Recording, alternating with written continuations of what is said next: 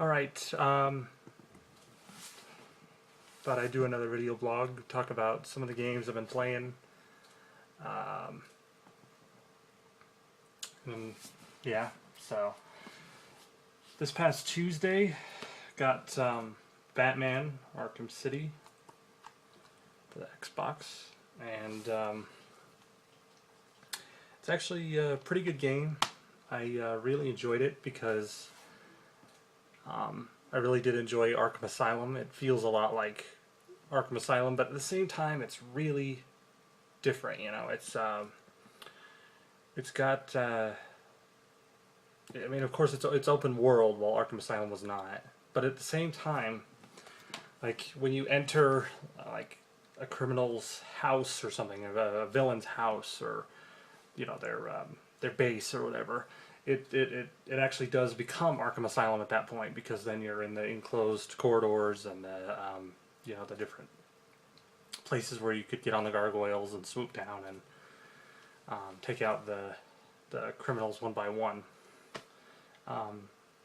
So it actually kind of is Arkham Asylum built into this weird open world type game where you have side missions and whatnot, and I really did enjoy the way that the side missions are more like they feel very integrated into the game. They don't really feel tacked on or thrown in at the last minute, which is something that kind of irritated me in other games, where it's sort of like, well, I'm doing a side mission, I don't really know why or how this relates to anything. But in Arkham City, it feels very interconnected. And with of course, the whole online pass thing, you got Catwoman. And Catwoman alters the game pretty well if you don't have her, compared to if you do, because she changes the ending, the beginning, all of that stuff without spoiling anything. Completely can change the game. I really do actually. I've heard some mixed feelings about Catwoman, but I actually really like her parts in the game. She's different from Batman, but sort of the same. But she has some cool moves. I mean, I like being able to use her whip to take out enemies, to knock them on the ground, and then you can take them out completely, finish them. So, yeah. There were a couple of parts in Arkham City that I wasn't too fond of, namely the whole penguin sequence. Wasn't a big fan of that, but oh well. Well, it didn't really hamper the game down too much. It was just my biggest beef with that part was that it just slowed the game down to like a snail pace, and that's not the game's strong point, if you ask me. But my biggest problem with Arkham City was the fact that it deleted my save. I was playing. One day I just finished the game and decided I was going to do a couple of side missions. Did the couple of side missions, turned off the game, went about the rest of my day, came back to the game to find that the game had decided that I didn't deserve a save file anymore and deleted it. So I lost my save file and had to restart. I did restart. I haven't really played much since I restarted. I did the AR missions, but that's about it. Side missions. I mean, that's all I'm really going to concentrate on when I start playing it again. It's just some of the side missions for some achievements, but that's about it. So, besides that, I have been playing a little bit of Deus Ex Human Revolution, which I completed. I put this down right before Gears 3 came out, and because I'd been playing it pretty consistently before then.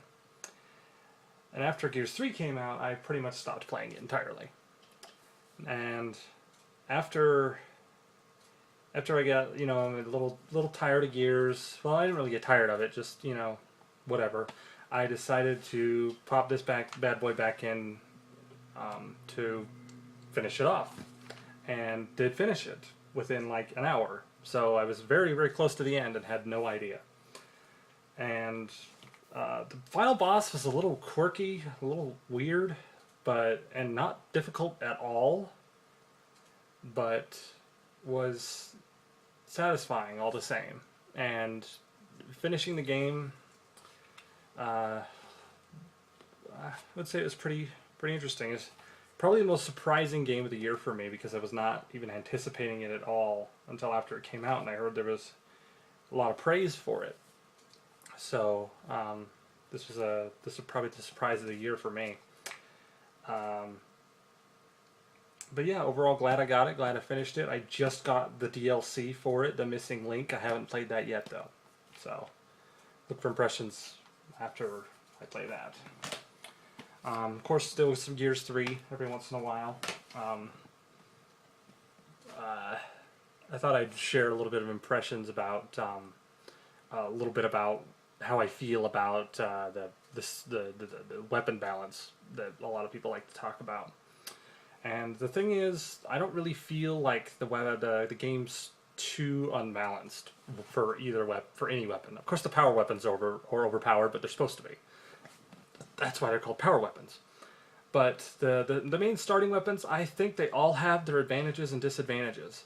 Like with the Lancer, you could fire a lot of bullets, you can get great accuracy, but it doesn't do as much damage with one bullet like it does, like the Retro Lancer does. The Retro Lancer is extremely inaccurate. That's its problem.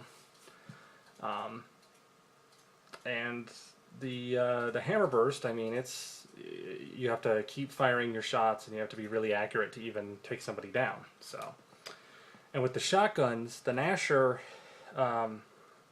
doesn't insta kill as close or as often as the sawed-off, which can insta kill you if you're within melee range. So, yeah, I mean, I don't see a lot of the complaints that a lot of people have about a weapon balance. So, yeah.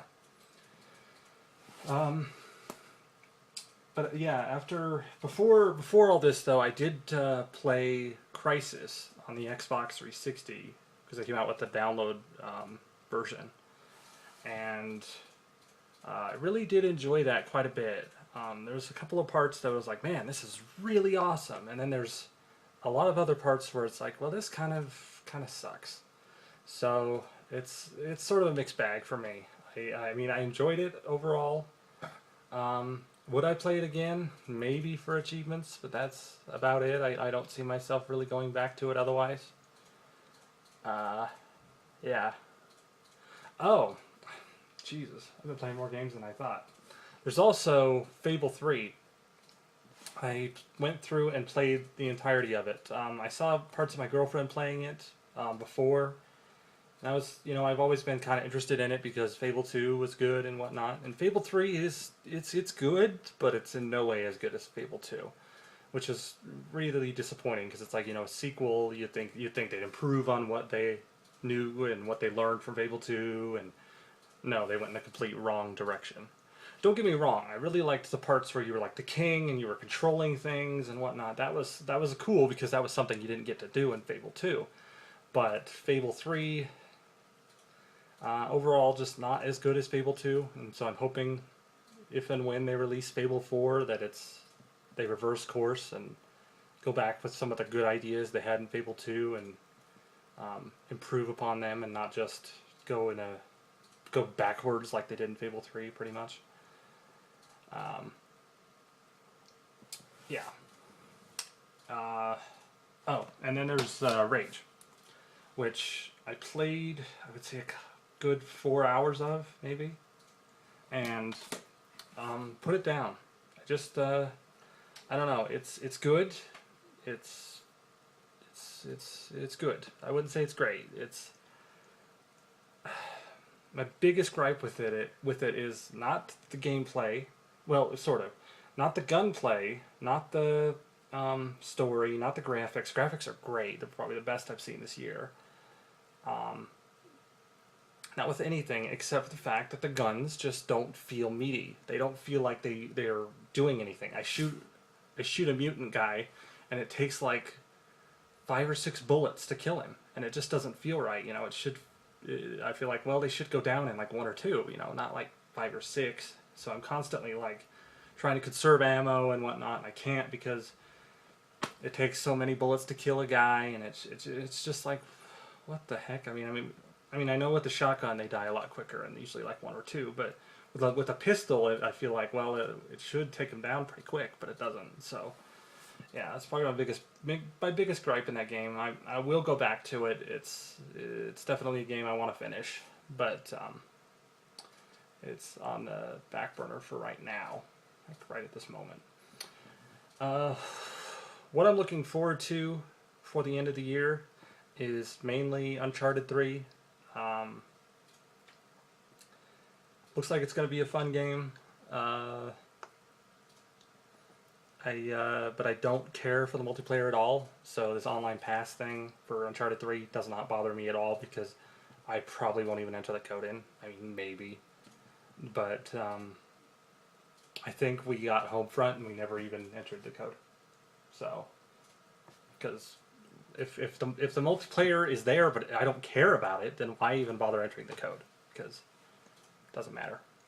I got the Subway early access whatever for Uncharted 3 and it was complete garbage. So I don't see myself playing the multiplayer in Uncharted 3. I'm really interested in the single player, which I've seen nothing about, except for the initial teaser that they released at like the VGAs or something 2 years ago or whatever it was, and that's it. So I know that like he's in a desert, and that's about all I know. So, and I want to keep it that way until the game comes out. So, yeah.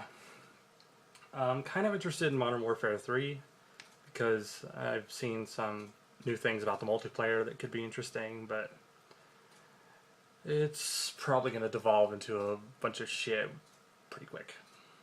Especially with the whole Pepsi promotion where you can drink Mountain Dew and get double XP. Just weird. Weird times.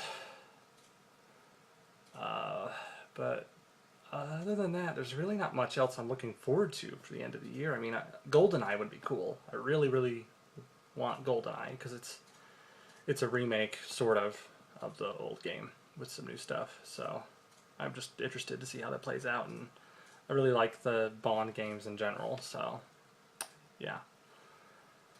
But yeah, besides that, not much else. So I guess we'll see you next time.